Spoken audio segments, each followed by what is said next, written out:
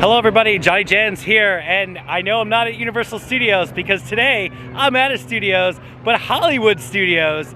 And the reason I wanted you to join me today, because today is the last day of the 50th celebration here at Walt Disney World. So I think I'm gonna go around, see if any 50th stuff has already disappeared and what I can document of this most memorable event. Plus, I haven't been in the studios in a long time, so I'm gonna go check it out. So I invite you to join me as I go inside and do some meandering around.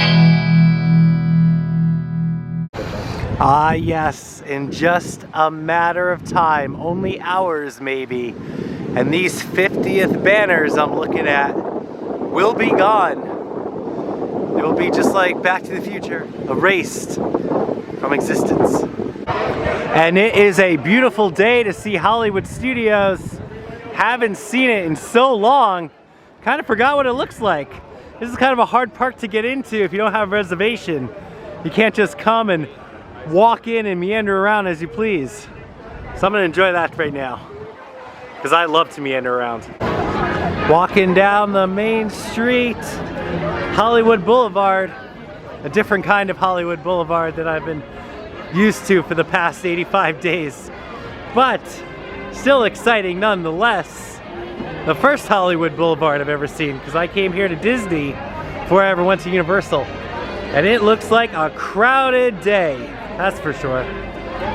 There's always a different energy I feel when I come to a Disney park. Something, maybe it's the magic, I don't know. Passing the new, recently renovated sign for Hollywood Studios, which was once the animation area. I think this is new too, I don't know. New to me. That cool mural-esque thing. Now it's the Star Wars launch bay. I don't know if it even opens anymore. Here's something that doesn't open anymore. Voyage of the Little Mermaid. I remember that show. Now it has... It's a seating area. It's a seating area now? Oh, it's a seating area in there. Oh, I see, okay. So you don't go in the building, because I hear there's asbestos in there.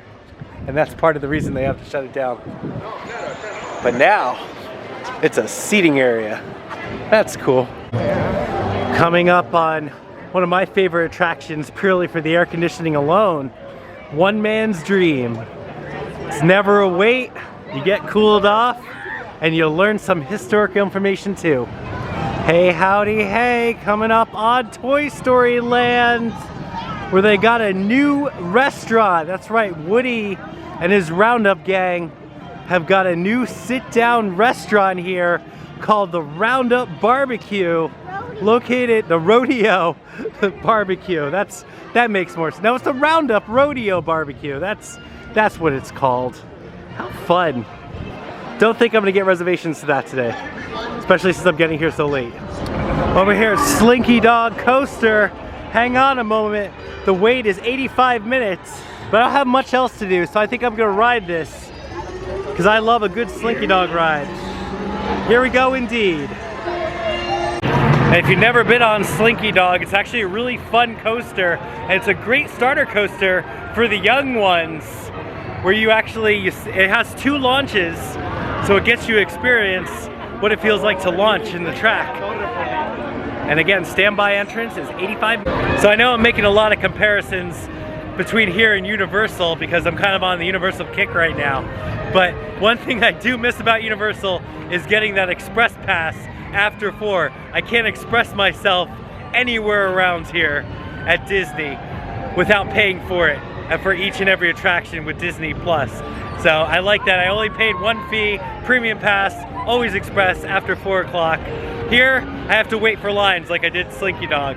So that might be the only thing I'm gonna wait for today, that 85 minutes. Or you have to buy the... But you can pay for GD Plus, and then you can... And that's a 1 price. But you have to, it's a 1 price, but you have to compete against everyone else trying to get a Fast Pass. The Genie opens the door to the Fast Pass system. That's what Genie Plus feels like.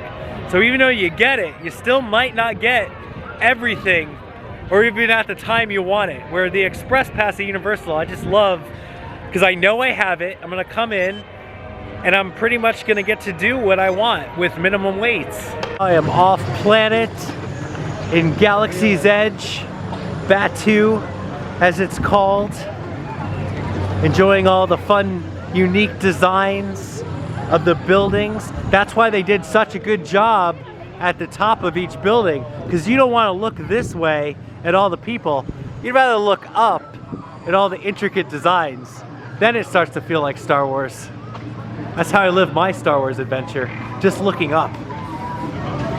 I wouldn't even know this is a restroom. It has a really elegantly themed door. I thought it was just a closet. It's a restroom. It's amazing. It's got a fun keypad too. You have to decode your way in. This trash can looks like a droid or something. You would think that was a droid if you were walking by and not a trash can. It should talk. That would be the best.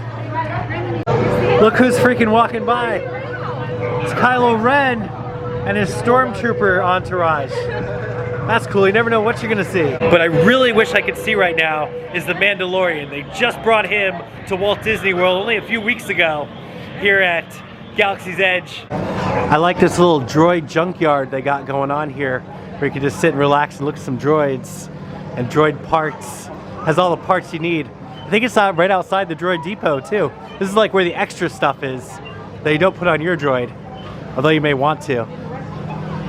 There's a probe droid over there. That's cool. Didn't even see that. And look, even the lights look like they're old droid head parts. That is neat.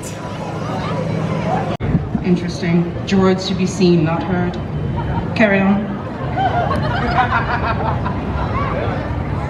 See anything? Well, your kids like it. Well, I'm doing a lot more than my troopers. Oh, you too, huh? I didn't know the Empire had the jokes. We need information. I don't care if you get it from a pirate, a thief, or a traveler. But get it. Am I clear, Lieutenant?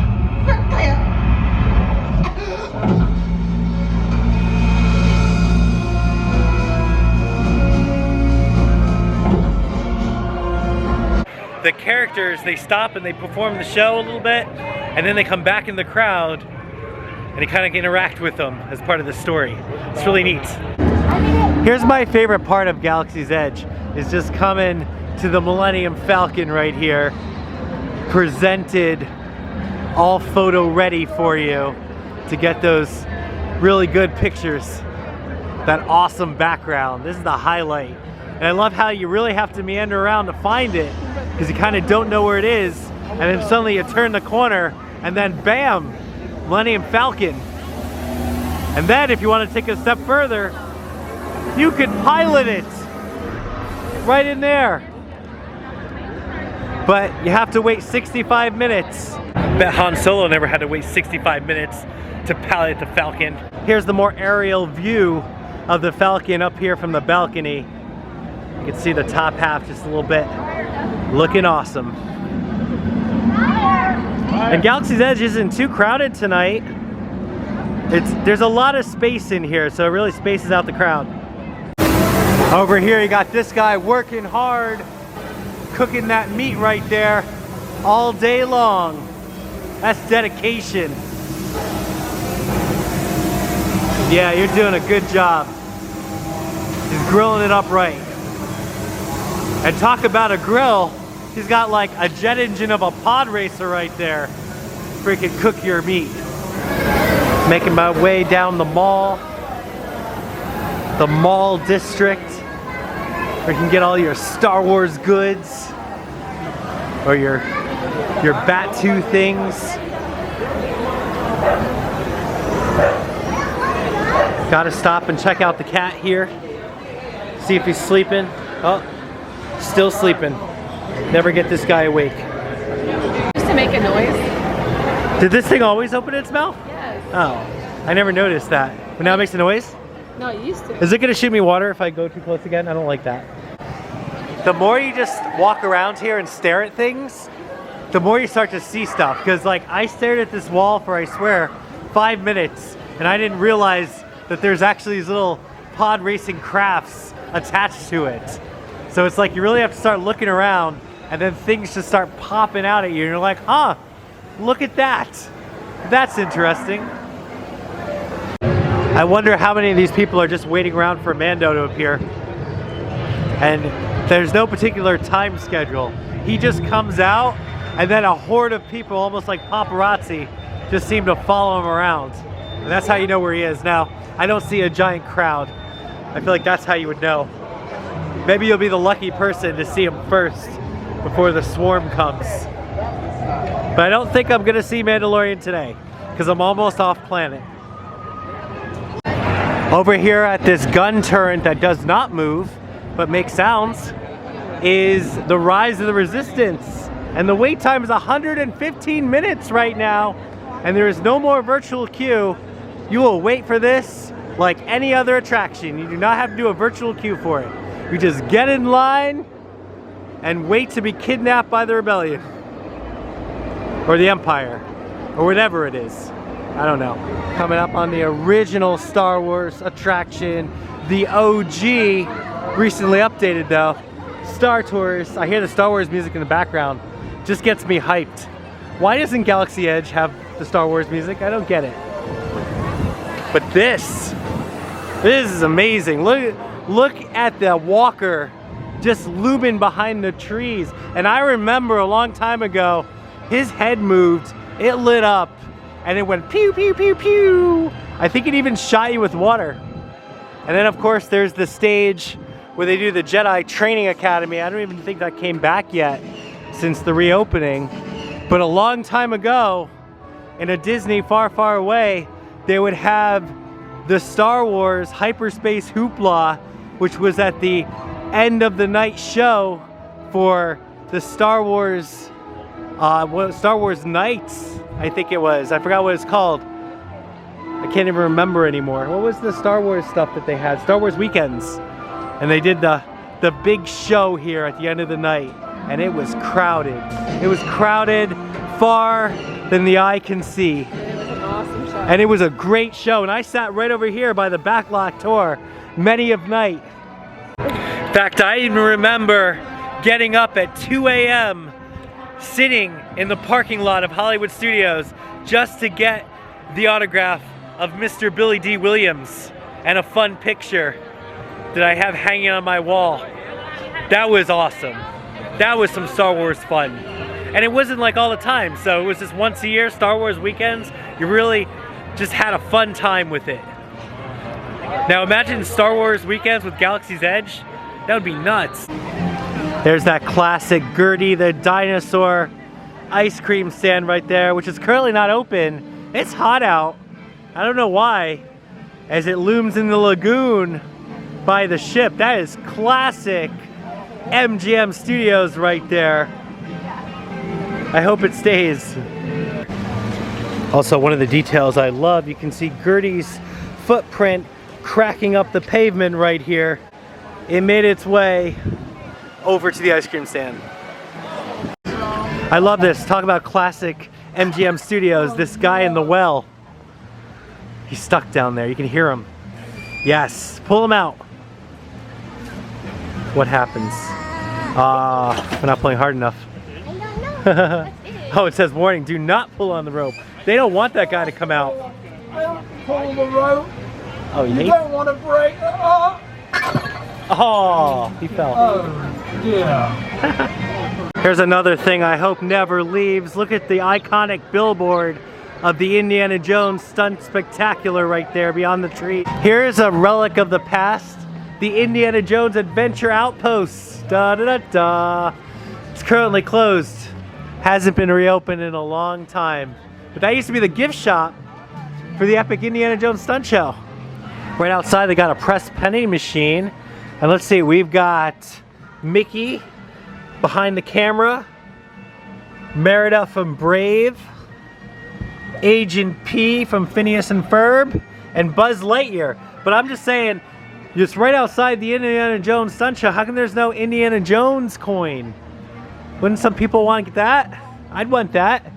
It would be so fitting right outside the outpost. I mean, look at the outpost. It's even themed to this Indiana Jones backdrop right now. Looks so cool. And they even have this where it's a character meet and greet where you meet Chip and Dale back there. But you can see how it's still themed to Indiana Jones and It's spectacular. There's even some pots and cargo boxes. Check out this tank just parked right here, and everybody's missing this. Everybody's looking at Chip and Dale, but they're missing the tank. I mean, there's a freaking tank right there. It's so cool. All kind of military stuff, and this Jeep. Look at this Jeep. I mean, this stuff really gets you excited to go and see a stunt show. I love all this extra stuff they just got lying around here. I hope they never get rid of the tank. They should always leave the tank, even if they get rid of the stunt show. It would just be cool to be like, why is there a tank here? Why not? Check it out. We got the original Rescue Rangers right here. What a meet and greet this is. A high five. Thank you, Chip. Dale, big fan. Great to meet you too. Wow, the Rescue Rangers. Did not think I'd see you guys today. That's cool. And over here by Indiana Jones, so fitting. That's awesome. Good place, good place. You know what I would love? I would love a picture of Chip and Dale in front of the tank with the background. That's a meet and greet right there. We still got some 50th banners down here on Hollywood Boulevard. And just wonder how long they'll stay. It's already getting scarce to find anything of the 50th, I'll tell you that, other than banners as I'm making my way down. Sunset Boulevard, that's it. It's not Hollywood Boulevard, it's called Sunset Boulevard. But not too much 50th stuff to find, and this is the last day. And then we're gonna focus on the 100, I guess. Then there might be 100 things everywhere. That's a thing. Looks like Rock and Roller Coaster is still under refurbishment, but I hear rumors it's just gonna come back as the Rock and Roller Coaster and nothing else. There was a lot of talk that Aerosmith was gonna leave and maybe some different music will play, but the latest thing is I hear that it will come back as Rock and Roller Coaster intact when it returns. But for how long? That's the real question. Right now it's a 60-minute wait for Tower of Terror, which is actually not bad because they just recently opened up one of the shafts. It's been down for a long time, so they were only running at half capacity, but now it is fully operational. Star Wars reference. So coming up here on the Rock and Roller Coaster, it looks like you can still enter the park area, but the attraction itself is closed. Oh, I know why you can get in here, because they have Lightning McQueen's Racing Academy. Because maybe that's what you want to do. It's air conditioned. Note that. Yes, but it is a lot quieter without the rockin' music of this roller coaster. But at least Aerosmith will be sticking around, giving us those sweet backstage passes for a little while longer. So I'm staring off at the Tower of Terror. There's a fun fact that you might not know about, that when you're on top of the Tower of Terror and you look straight across to the roof of the Rock and Roller Coaster, there actually is a drum set from Aerosmith sitting on top of the building. You could only see it from the Tower of Terror, and that was the Aerosmith's incorporation and welcome to the Tower of Terror by sticking one of their drum sets on top of the building. Okay, here's the biggest thing I'm gonna miss once the 58th is officially over. And it remains to be seen, are they gonna take the statues down that they placed up for the 50th? Now, I think they should keep them, because although they did put them up when the 50th actually started, it still took, like, I felt like maybe 5 months before they actually used for what they were supposed to be. And what they do, they interact with your Magic Bands with the Magic Band Plus, and they actually hear them talk or do something.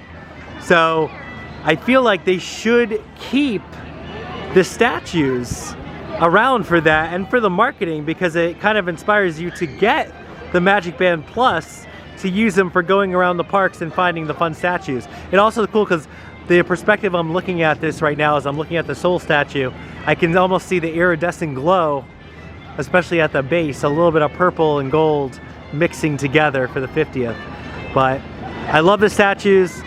I think that's the thing I'll miss the most about the 50th if it completely goes away. Now, a lot of people like to come to Galaxy's Edge during the day. I like it at night. I like seeing the different lighting. I like people with their lightsabers walking around. It looks more Star Wars to me. I don't know, when I think of Star Wars, I think of dark. I like dark Star Wars. There's like something revving up over there. That's pretty cool. I don't know what it is. I want to drive it. People playing. Look, it's BB-8. He's so cool.